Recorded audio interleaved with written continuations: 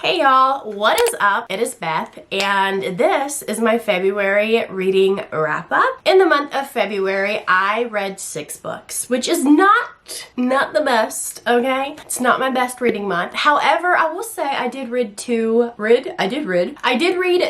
bangers, and most likely there's a big chance. What are words? There is a big chance that those 2 books will be on my favorite books of 2024. The list. I mean, it really depends on how the rest of the year plays out because a lot of my most anticipated books I still haven't read yet, but there's a chance. Okay, I'll get into those in just a minute because I wanted to pop on here really quick and let you guys know if you are joining Jacqueline and myself with the Backlist Radathon that starts on the 8th, which is this coming Friday, there was a Discord that was created and I'll link it down below. It's just a place where we can go and chat, hang out, get book recommendations, talk about our TBRs, get reading sprints updates. Also, there's going to be some giveaways. Jacqueline is being the sweetest person ever and is giving away a bunch of her TBR cards from her Etsy shop. I think a deck a day for the week or something crazy like that. So please, if you are interested, check the links down below. I do hope you join us this Friday for some fun. Okay, that being said, let's go ahead and talk about the 6 books that I read in the month of February. So the first book that I read, I knew it was going to be a dud. Why did I read it if I know it was going to be a dud? I don't know. Actually, I did know. I do now know. I read it because I wanted to go ahead and get it off my shelves if it was truly going to be a dud. Okay, so I picked it up. I thought it was a thriller. It wasn't a thriller. It is definitely a horror. This whole time that I've owned this book, it has been shelved on my shelves as a thriller. Don't tell my manager, okay? So the book that I read was Leave the World Behind. Oh, I really wanted to love this. It had such good potential, okay? The first little bit of this book, I was like, yes, this is gonna scare the ish out of me. I'm already getting the heebie-jeebies. And then it just fell off a cliff, essentially. Anyway, so this book follows a couple and their 2 kids, and they're vacationing in this like bougie Airbnb in this bougie town, kind of away from the world, in the sense that there's no nearby neighbors. It's kind of out in the boonies. There is no cell phone service. I could never. So they're there. They're vacationing and they're being so family-like. And then in the middle of the night, knock, knock, knock, this couple shows up, this elderly couple, and they're like, yo, this is our home, like we own it, you're renting it from us, and we're here because the power is out in New York City. Like the whole city just legitimately is black. I know, tell me about it. Because we live on the 13th floor in New York City and ain't no fucking way I'm about to be walking up 13 flights of stairs. Nay. So we got in our car and we drove all the way back over here to our second house, and we need to stay here, girl. We need to stay here. And so the family's like, you know what? Bet you could stay here. If you kill me, you kill me. You could stay here. At that point in time in the book, I was like, yes, this is gonna be, it's gonna bring back Stranger vibes. I was hoping like people are gonna be being sliced and died. I don't know what I was hoping. It did not give me that. So essentially they're there and they're staying there and crazy things are happening. The end of the world is going on, which I am all for an end of the world kind of book. The amount of books that I have picked up thinking this is going to be a fantastic end of the world book, and then it just never happens. I don't think I've ever read a good end of the world book. Give me a good end of the world ending, okay? If you really enjoyed The Cabin at the End of the World by Paul Tremblay, I think you're going to enjoy Leave the World Behind. I didn't enjoy either one of them for the same reason, but I'm not really going to go into that reason because I kind of whispered it there for a minute, but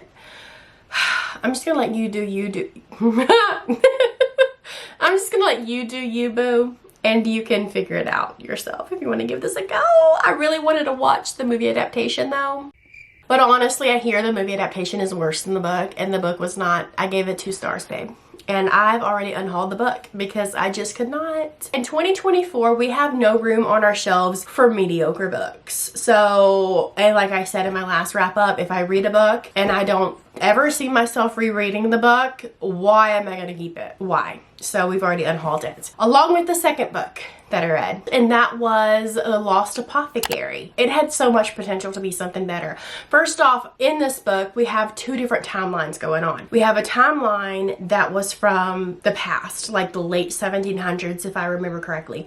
And then we have a timeline that is from the future, or the present, of like 2019, I think. And what was going on in the late 1700s was such a good storyline. I wanted to be there. I wanted more background on our characters. I wanted to see more. I wanted to see more. But then we had the present timeline going, and I honestly felt like it was pointless and I could have gone without reading it. So we follow 3 characters, and 2 of those characters are from the late 1700s. If we would have just followed those 2 characters and just not even worried about what was going on in present day, it would have been an amazing book. But alas, it wasn't. It was just a book, a mediocre book, like a middle of the road, not bad, not good. It was decent. It was a book that I read that I'm probably not gonna remember a few months from now, and for that reason I unhauled the book. I did give it a 3-star, not mad at it. That's it. That's about it. Yep. So the next book that I read was actually a fan fiction. My very first fan fiction, a Dramione fan fiction. I read Manacled. If you're unfamiliar what Dramione is, essentially it's a fan fiction where Hermione and Draco are the couple. Like, that's who you're rooting for. And babe, did I root for them.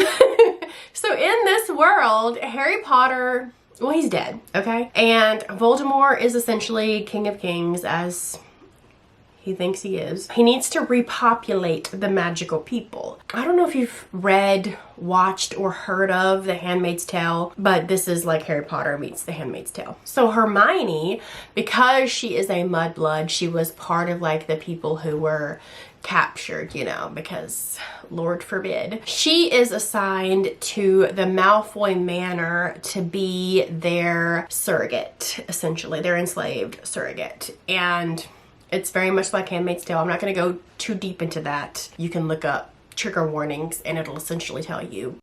Anyway, Draco is also like the High Reeve. He's like right underneath Voldemort when it comes to power and all of this and the other, which is crazy to me. Crazy to me when I first dove into the book, because I had just finished reading the Harry Potter series in January, and Draco in book 7 was a pussy, you know what I mean? It was really hard for me to believe at first, but baby, I believe it now. Okay, so anyway, he was, yeah, the High Reeve, and Hermione was his enslaved surrogate. And yeah, so she had these memories in her brain that were kind of locked up. She couldn't access them, they couldn't access them, because, you know, trauma, essentially. It's just, there's a lot. It's like an 1,000-page book. It was very long. It took me 10 days to read because, you know, I'm a mom. There's really a lot to kind of unpack there. I'm just going to leave it at that. If you are at all interested in this fan fiction, you probably want to read it soon, or at least download it soon, because it is being published into an actual book. So SinLinYu is going to kind of change up things so that it's not really Harry Potter inspired anymore. Manacled is going to be removed off the interwebs and you won't be able to read it probably by the end of this year. So I'll link it down below if you're interested in it at all. Please, for the love of God, look up your trigger warnings if you need to. I do want to dive more into Dramione fanfiction, so if you have any rags, let me know down below. But I gave it 5 stars because I truly did enjoy this book. I still didn't think I was ever gonna like Malfoy, but things change, you know? Things change. Anyway, there's that. Okay, moving on. So the next book that I read, I wanted just something light and fluffy, you know, to get past the whole war and darkness that was Manacled. I read A Long Time Coming by Megan Quinn. Now, I was already probably about 15-20% into this book before I realized that this was a series. But it's one of those series that you don't really have to read them in order if you don't want to. Each book follows a different brother, that kind of thing. So this is the third book in a series, and it follows the youngest brother. His name is Breaker. Really quick. One of my little turn-offs about books, like my bookish icks, when like multiple characters have names that start with the same letter. Is that just a me thing? So that was Breaker, Ophelia Fairweather Fern, that's her whole name. She's the female main character. Then her fiance named Brian Beaver, and then Banner, Birdie, Riot, R-Y-O-T, and Penn. Like, I get it. Like, you want to be original, but like, really, literally. Anyway, in this book we have Ophelia and Breaker, and they have been best friends for 10 years. They met in college, and when I say best friends, they live next door to each other because that's how close they are. She spends the night with him more than she spends the night with her fiance. They sleep in the same bed too. Anyway, that's in just a second. So they've been friends for 10 years. Ophelia is like, yo, I'm getting married. Haha, ta-da! I'm getting married to my boyfriend, Brian. And at first, Breaker's like, okay with it. Breaker is a billionaire, okay? Him and his brothers, they own this really successful company, and he is a billionaire. And somebody is trying to sue him. His brothers are like, bro, take time off. Don't come to work. You do you. And so with Ophelia getting married, Breaker's like, I can help you out with all these appointments because I don't have anything else to do. And so he's also going to be like her man of honor or what have you, because they're getting married in 5 weeks. Her fiance's mom is like Emily Gilmore to the 10th power. She's rich. She's not as rich as Breaker, but she's rich, and she's the kind of rich that she's gonna tell you 20 times that she's rich. She's gonna show you that she's rich. She's gonna treat you like she's rich. Whereas Breaker lives in a rundown apartment building and wears graphic t-shirts and worn down blue jeans and is a billionaire. Like, go figure. Anyway, so the mother-in-law and Breaker and Ophelia go on these little, you know, appointments together. They go to the florist together. They go try on dresses together. And when Breaker sees Ophelia in a wedding dress, it hits him like a ton of bricks. Oh shit. He's in love with her. Did we not see this coming?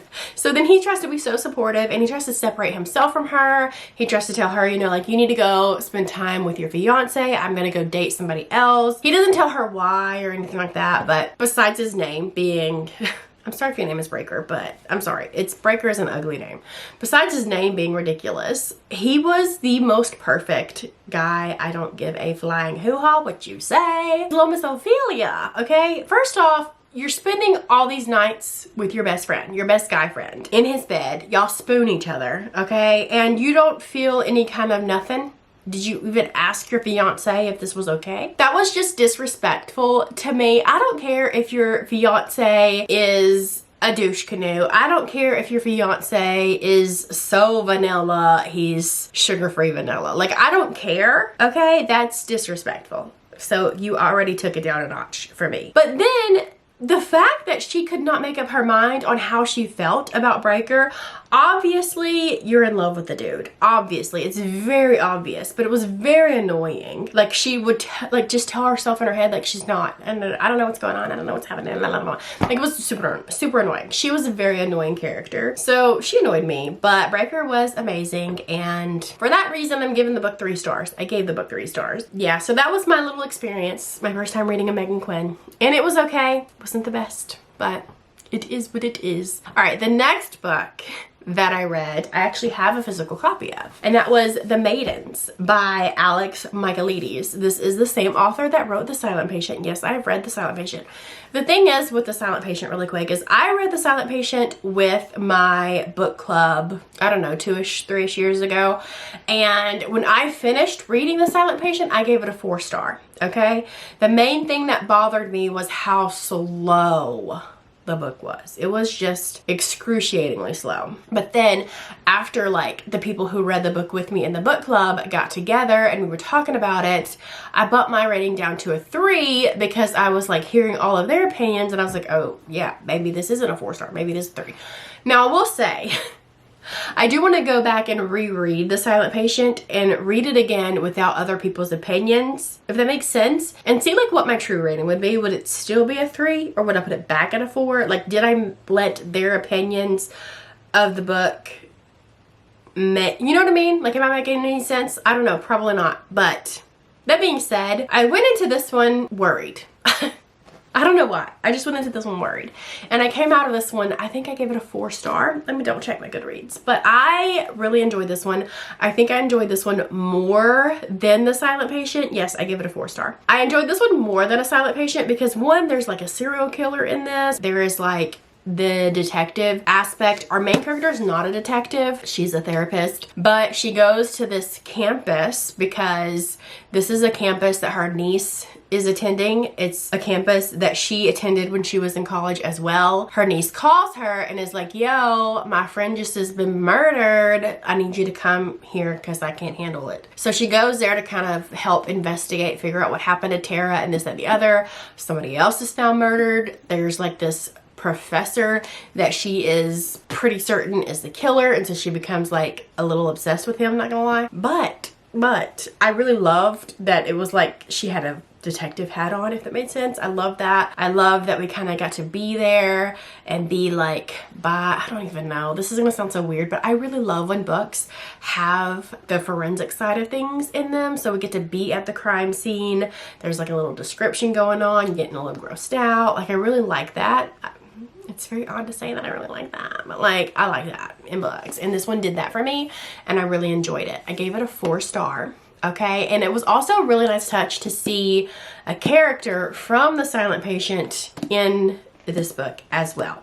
So that was really cool. But yeah, so that was my opinion. I gave it 4 stars. I really enjoyed it. I think I enjoyed it more than The Silent Patient. The only thing is I wish the ending, we would have gotten more information. Like, when the twist is revealed and we find out like who the killer is, I wish we would have had more information. I'm gonna leave it at that. The last book that I read in the month of February was Just for the Summer by Abby Jimenez. This is her newest book. I think it comes out in April-ish. I got the ARC off NetGalley, and I've only read one other book by this author, and that was Part of Your World. Read Part of Your World before you read this book. And I say that because it'll make sense when you get to like, there's a plot twist in this book that happens. I feel like reading Part of Your World is kind of crucial to understand the plot twist fully. I mean, not really, but I think it is. So if I were you, definitely read Part of Your World first and then read Just for the Summer.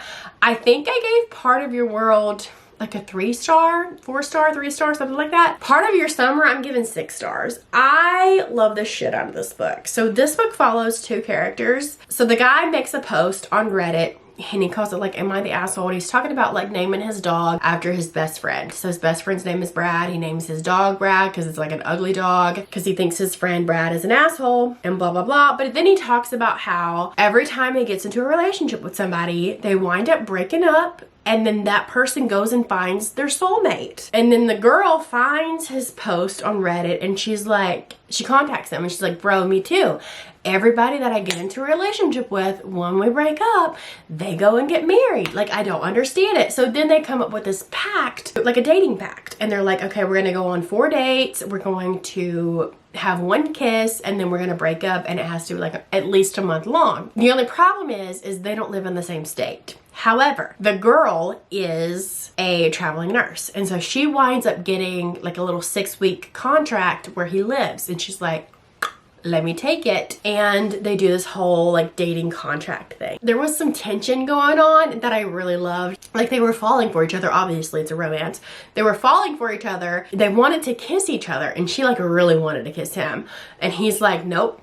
And he would like give her forehead kisses or top of the head kisses. He wouldn't give her an actual kiss because he didn't want it to be like checking the little thing off the to-do list, you know. He wanted it to mean something because he was falling for her hard. And she like she has commitment issues because of trauma from her past, which it delves into that. I cried many times reading this book. I laughed reading this book. This is like the perfect type of romance for me. Spice level, I'd give it 1 pepper, if even that. I think there's like 1 actual sex scene in this book, and it's not too much. It's just like perfect. It's not super detailed. My perfect romance book is let them have all of this tension and this build up, and then finally towards the end of the book, they get it on, but it just be like 1 little scene. It does not have to be detailed. Nobody has to call anybody daddy, none of that kind of stuff. And then yeah, in that book did that, and I appreciate it wholeheartedly. Like, that was my kind of book. I loved it. I gave it 6 stars. I will be buying this book when it is released and rereading it and annotating the FUCK out of this book. Let me tell you what, there's this scene in this book where his mom and her best friend get drunk and they need a designated driver to come pick him up.